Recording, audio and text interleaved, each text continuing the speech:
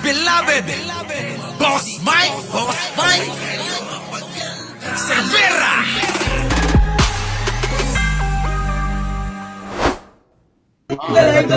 Tingnan nyo, vlogger ho, mga kababayan nito ha. Vlogger ho, na DDS ito. Itong si Julie pangalan. O kung makano ito bangag, ganon kay Pangulo. Putang ina, ayun, nahuli sa bypass. Nahuli sa bypass operation ang isang vlogger, mga kababayan, ni Sara Duterte.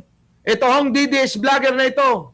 Kung makatira kay Pangulo, kay First Lady, at sa atin, mga kababayan siya pala ang totoo na bangag. Bukod sa adik, pusher pa ang putang ina. O ano, tignan nyo mga kababayan, sa ating panig meron na bang mga ganyan? Na mga ano? Na mga... Nako, kung ano masasabi ko Meron na bang mga ganyan, mga kababayan, yung nabalitaan nyo na ng agrabyado ng babae, nanakit ng babae, nang walang yan ng babae, nang molestya ng minor de edad. At eto pa, mga kababayan, pusher, mga kababayan. Baka bata ni Sara Duterte yan. Ngayon, tignan nyo mga kababayan. DDS vlogger, nagtitinda ng droga. Mga kababayan, nagtitinda ng droga, gumagamit ng droga, kaya pala ganun, bukbok ang muka. Bakla ito mga kababayan. Pero nyo, yung kanilang mga hanay, mula abogado hanggang pinakabobo na vlogger nila, o mula sa senador na lang, mula kay Sara, ayan, Sara na, Sara, sa mga senador, mga abogado, hanggang sa pinakabobo, si Hugi, na vlogger nila, mga kababayan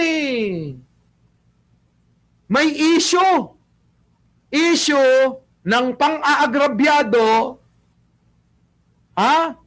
sa babae. Kung hindi ng molestya, yan, kinasuhan ng pang-agrabyado ng babae. Mga molestyador yung iba.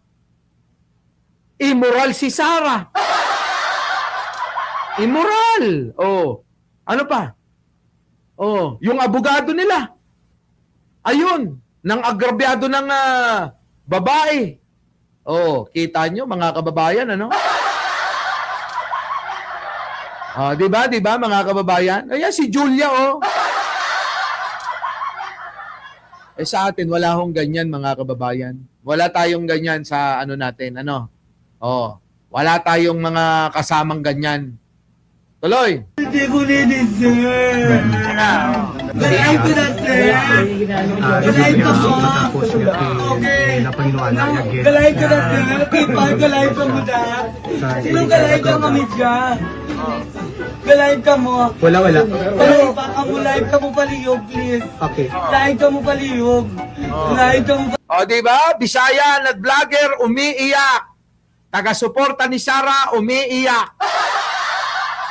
Umiiyak mga kababayan. paliyog. Dito na lang ako sa station. Hindi.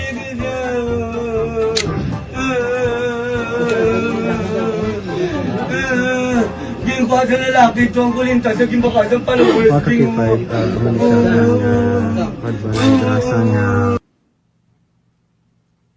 Hello? Hello?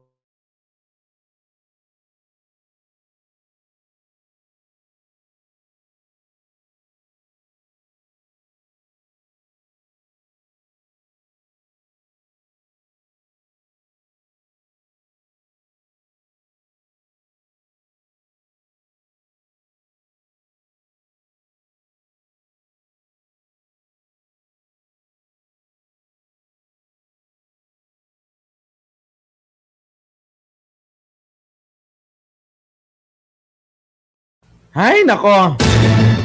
Anyways, mga kababayan. Tingnan nyo, katulad na ito, di ba? Parang ayoko. Pupunta na naman ako ng Malacanang.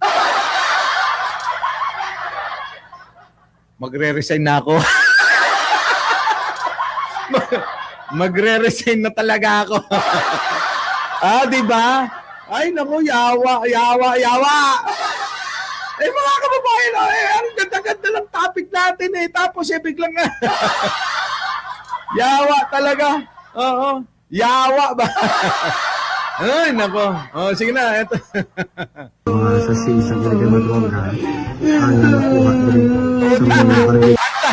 Ang dami ang daming mga shabu ang nahuli sa kanya Ang daming shabu ang nahuli dito sa DDS Vlogger Hindi ko Hindi ko na-deserve.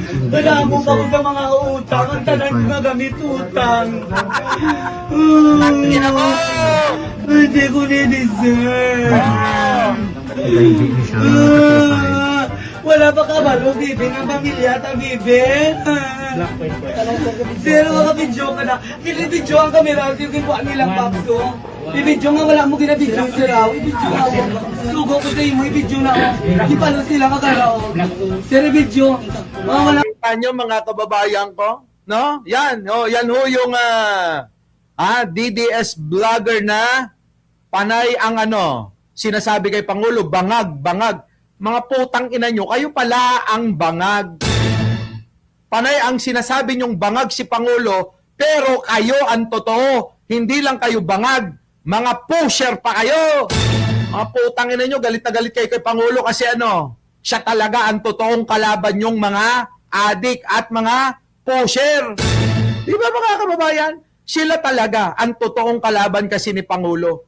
Dahil naaapektuhan na yung mga hanap buhay nila. O katulad nito. O eto, DDS Vlogger. Kaya galit na galit kay Pangulo kasi nga, mga kababayan, negosyo niya magbenta at gumamit ng droga. O mga DDS Vlogger. O di ba? Mga bobo. Yan kayo ngayon. So anyways, mga kababayan, alam nyo na, tapusin ko na itong ating usapin. Ano po?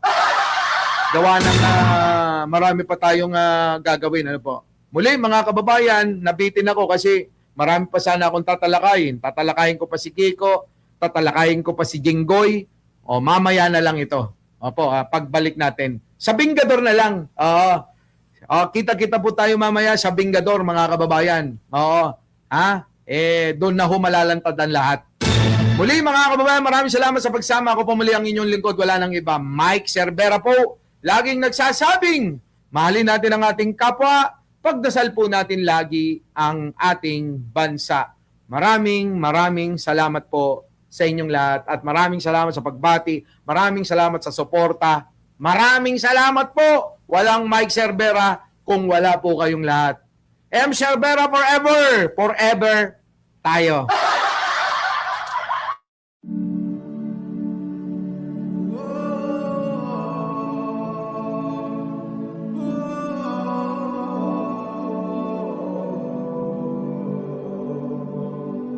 Katotohanan ay lalabas kahit pa itago. Parang kinabukasan at araw na panibago. Nananaig tama sa mali kapag hinalo. Mabuti ang magwawagi, masamay laging talo. Paano kung ikaw ay inaagrabyado? Di natapakan na ang buong pagkatao.